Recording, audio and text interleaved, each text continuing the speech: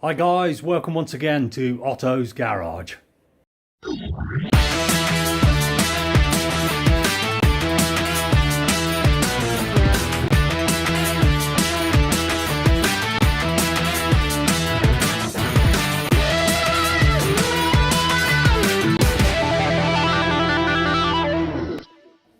So last episode we managed to get these wheels turning, which was good news. I've just refitted the engine steady bar now basically, and we've had to sort out around the back a couple of bolts for holding on the water pump adapter plate. So that's all done there now. We've connected up our heater hoses over here, these two little guys, and we have now released the cap, and we're going to get some water and some coolant put in there and try and get the electric water pump working as well. So that's the next job. Right, so the coolant antifreeze that we're putting in is the Prestone stuff. I've just had a bit of research on that. It's got some good reviews. It's completely compatible with all other types of coolant. So at a later stage, if someone puts some red, some green, some whatever blue, it'll all work together, so that's fine. And basically we need probably like a 50-50 mix of this. So we'll get some of that in first, and we're going into the top of the expansion tank. We'll get that filled up with that, and then we're going to put some deionized water in with it, and then that should mean that we're not getting any calcification build up or anything like that.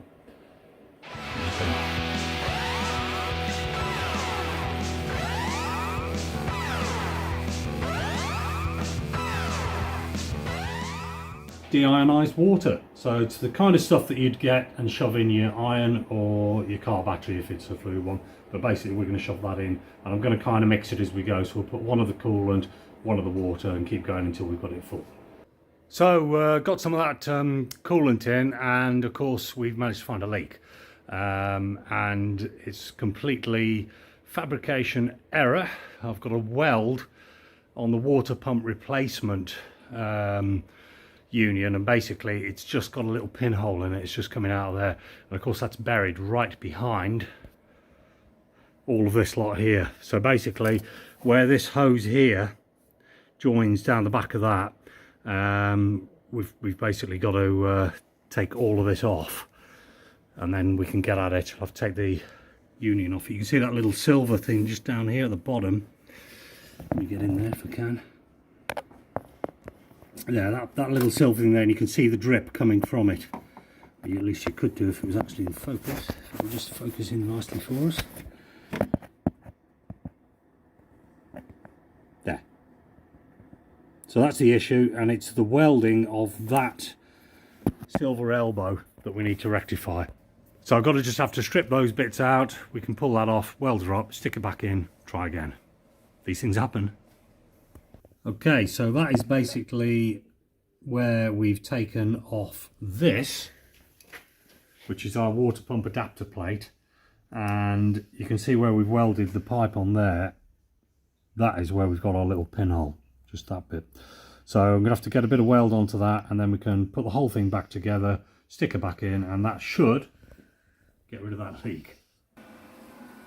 Right, okay, so what we're going to do is we're just going to close that pinhole up, and then basically we can get her back on the car.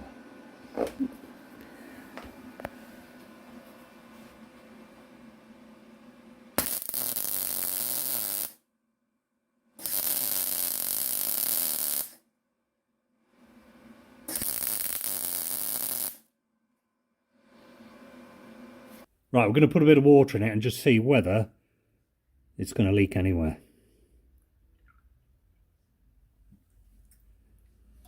So the water that you've got coming out of there is just spilled out the end. But basically, it's down here that the issue was, and clearly that's been welded up. Right, we fixed that leak, and we've got some water back in the system with some coolant, and I've just basically set up for the pump to start doing its business. There's a test program you can use.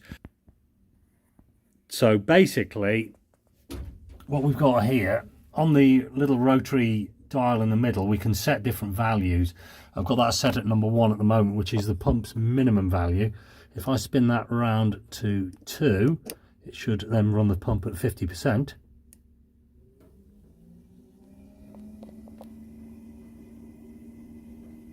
And you can hear that going there. So that's pushing water around the system. The test value, if we go up to number 3, will run the pump and the fan on the front. So I'm just going to flick that onto 3, and it should go to 100% speed, and the fan should kick in as well.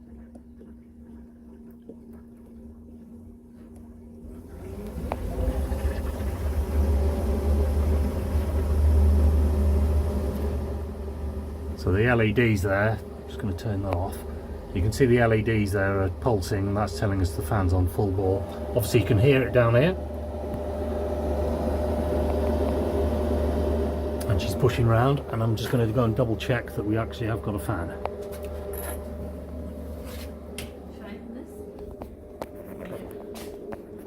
Have we got a fan? We haven't got a fan, have we?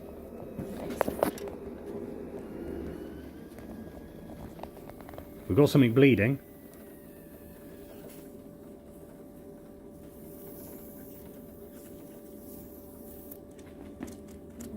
And we've actually got some air coming out of there. So shut that one off. Got a cloth on there, Mitch, just to get that. We've definitely got water going around the system, there's no doubt about that. You can feel it in the hoses.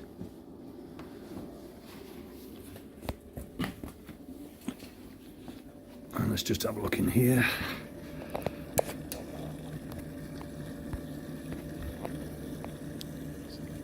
Yeah, you can see that's filtering around there as well, but it does need a little bit more in it. It looks like it's got the air coming out nicely.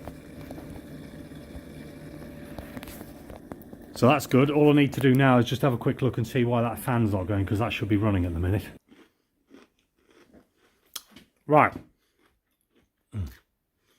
Now you saw before that we managed to get the engine cranking over, but that was really just to test the starter and stuff. Although we filled it with oil, we still have to prime the system, and the best way of doing this is to take the union off the end of the oil filter, sorry, the oil cooler. There's no oil in the cooler at all, so when the engine is cranking, it's just trying to pull air basically, and I think you'd probably be there for a long time before any actual oil came through. So we're going to fill this pipe, and this should go down and fill basically the suction to the oil pump, which is kind of like at the end of the crank. But fundamentally, we're going to fill the oil down into the kind of the oil filter housing down there, and fill this up as well. And then it should pull a bit of oil through, and then once that goes, it'll just keep sucking it. So I'm going to fill the cooler up. I'm going to get a funnel, and we're going to drop some oil down this union here and see if we can't fill that line as well. And then hopefully it should pull through and all be good. The other thing that I'm going to do is I'm going to prime onto where the oil filter is. So we're going to whip the oil filter off down here. We'll take this off, and we're going to drop some oil in to the side of that, and then we'll turn her over and see if that sucks it or spits it back out again. So, bit of oil priming, and then when we've got that, we are going to see whether or not we've got some pressure under cranking. So that's with the filter removed, so we're basically going to put some oil down here, fill that up, crank her over, and it should kind of do something or other, which means that it's actually got oil in it. We've filled that now, we've put the filter back on, we're going to crank it over and see if there is any oil pressure. So let's just have a look at this end and see what we've got. So basically, that's our gauge there.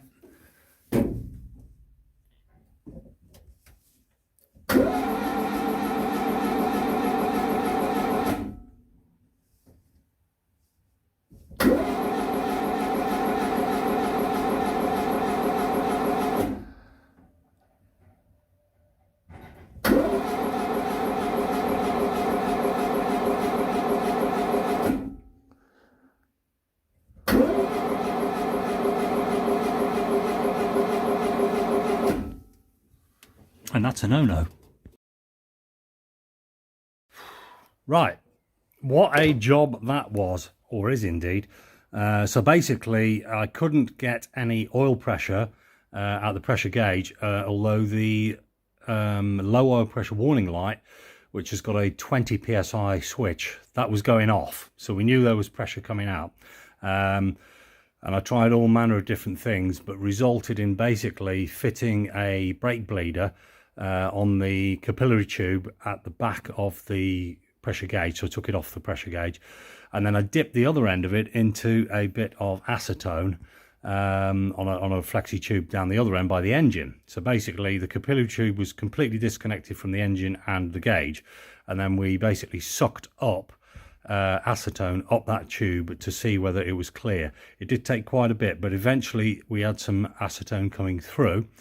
So I took it out of the acetone at the bottom end, pulled a load of air through it, and then with it disconnected, made sure it was cleaned out, and then I've put it back on the engine, sucked it again, and it has actually pulled a dribble of oil up. And now, when I've actually put the capillary tube on the back of the, stick with me, we'll get there in the end. When I put the capillary tube on the back of the oil pressure gauge and then fired it up, we have got movement on the needle, and that's fantastic. So basically, while she's down like that, the red light there on the side, that's our low oil pressure warning gauge. So when I fire up the starter now, and it will labour a bit because the battery's had enough tonight.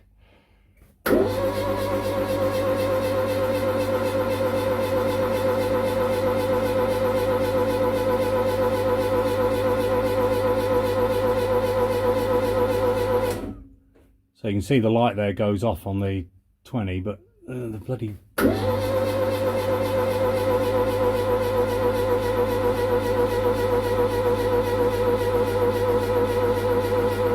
We are getting, I'm going to give that a little tap, pressure.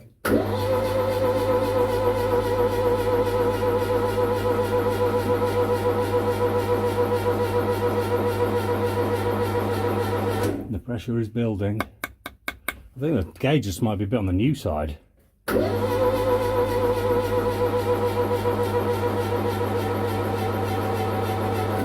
the other thing that I did do, I did put, so you can see it now, oh yeah.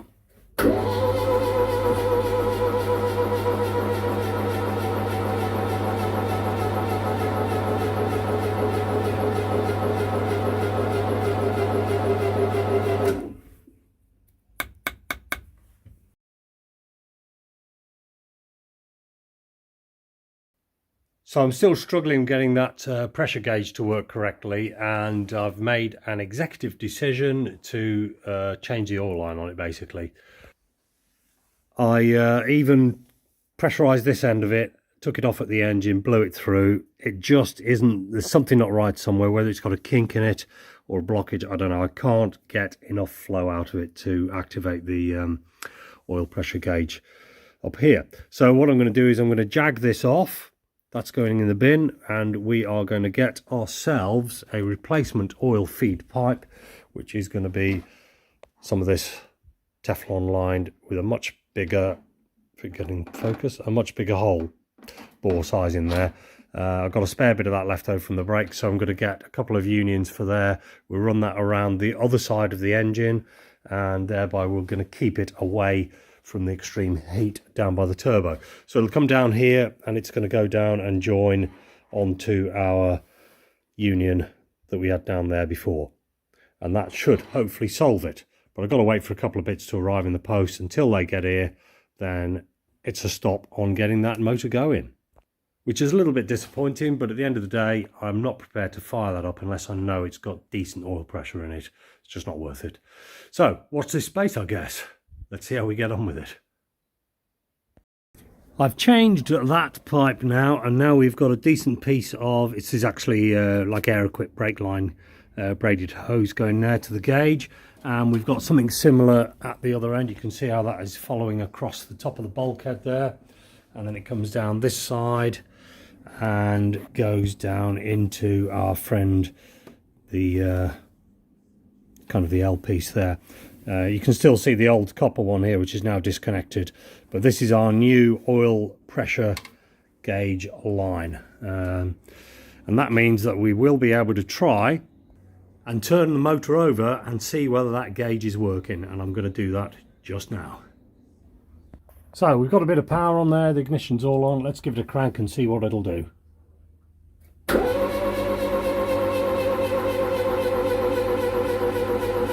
And we've got movement.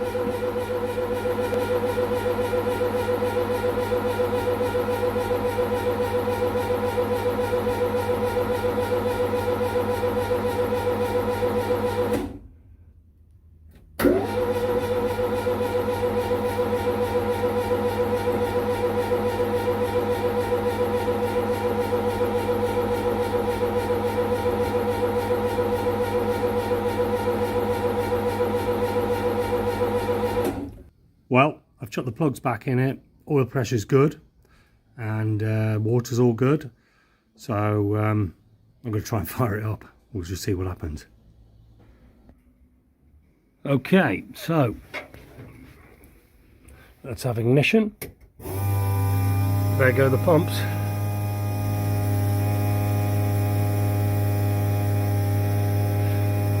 Let's give it a turn.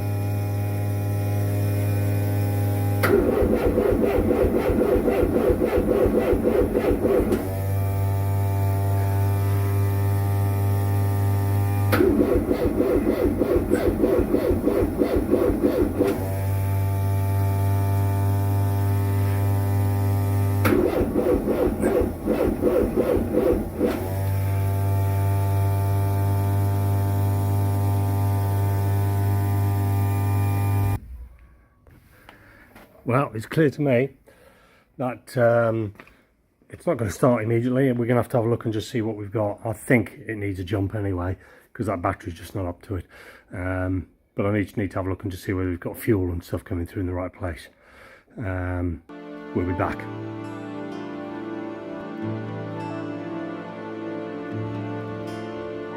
Inside the distributor, there are a couple of teeth. So the hall sensor basically picks up a signal off teeth. There's two of them that whiz around inside. You can see one of them there just approaching the sensor. So if we line that up with it to that position there, there's a gap, and we've got to get a feeler gauge in there and have between 0.3 and 0.4 mil to make sure that's right. So here I've got my, what is that? That's 0.305. 305. We just pop that in, and that is just feeling about right. You can feel it just grab it a little bit, but it shouldn't be too vicious. So we now know that the gap is right on that. I'll just try the second tooth as well, but I'm pretty sure that one is good as well. Down we go. Yeah, that's good as well. So I've got a good gap on that. We know that the hall sensor is good because we've tested the ohms on it. All we need to do now is realign it, pop it back in the car, and bingo, that is good. That's the Dizzy back on now. There is actually a mark here which has been put on previously, and that is exactly in the right place. So the rotor inside is aiming at the groove on the distributor at the correct position. Everything's good on that. There's not an issue with that, I'm sure. So now I've got to go down and have a look underneath and just see if that crank position sensor is doing what we are expecting it to be doing. Okay, so I haven't managed to get the motor going, but I have had a real good dig around all of those electrics. Double checked the timing on the sensor for the crank and the distributor. Checked all the sensors are actually working by testing the ohm rating on them. And also tested continuity of wires from the sensors back to the ECU. Everything checks out there. However, I have found one issue which is fairly major. I'll show you now. As we know, this is where we've got our wiring coming to the ECUs, and basically you can double check on all of these connectors by seeing what number they go into, etc., so the wire's going in the right place. The one that I was unsure about was this grey and kind of purple, I guess it is, something like that, which comes out of port 20. In any event, you can see, sorry, in port 21. There's nothing on the wiring diagram that says what it is. It just kind of comes out and terminates, and I don't know why, but for some reason I thought it was the power, the 12-volt feed. It isn't. That's actually for if your car's got air conditioning, so basically that is redundant, and what I had was power coming into it. In any event, that's why it's been dead. So I retraced back, had a look, and it's actually this green and black which sends the signal wire from the ignition up to the injector relay, which basically powers up the whole of the system. So I'm going to get some power into that correctly, and we're going to see what happens. The other one that I do need to have a look at is the output to the turbo boost control valve, because that isn't correct either. But let's get some power first and see what happens. Well, I've got all that ECU back together, and basically I've just run over the motor, turning it over. You can hear those relays clicking in. So that's those two guys there, they're clicking in, so that is doing its job, which is good news. I've also just turned it over without the plugs, and I can smell fuel, which is excellent. So next thing I need to do is I'm going to drop those plugs back in, put all of this, slot the spaghetti back onto it, and we're going to see whether or not it'll make a spark.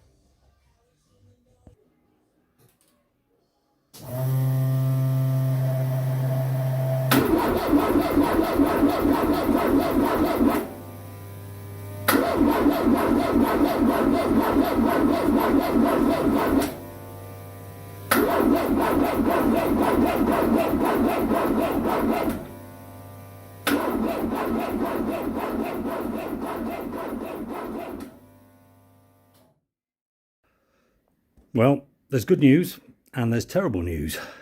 Charged the battery up and it fired into life. Happy days. Obviously quite noisy because it didn't have any kind of exhaust on it. And then I shut it off reasonably quickly afterwards, and this is why. So it's basically dumped the contents of something on the floor, and that is coming from between the end of the engine and the gearbox. It kind of feels like oil, but then it looks a little bit like coolant as well. Yeah. Clearly not good. Could well mean engine coming out, I think. Anyway, that's for another day.